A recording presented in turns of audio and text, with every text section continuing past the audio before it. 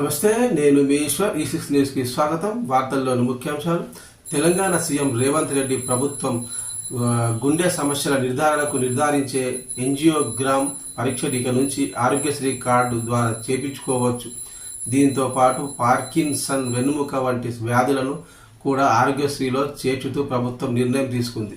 ఆరోగ్యశ్రీ కార్డులో కొత్తగా 65 చికిత్స విధానాలను అమలు చేయనున్నట్టు డిప్యూటీ సీఎం బట్టి విక్రమార్క ఓ ప్రకటనలో పేర్కొన్నారు.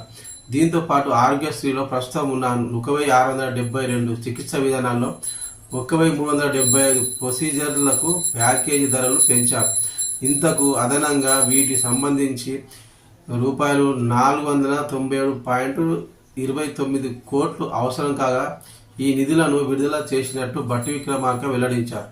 రాష్ట్ర వ్యాప్తంగా ఆరోగ్యశ్రీ పథకం కింద 2.84 కోట్ల లబ్ధిదారులు ఉండగా వీరికి ఈ స్కీమ్ ద్వారా రూపాయలు 10 లక్షల వరకు ఆర్థిక సహాయం అందుతుంది.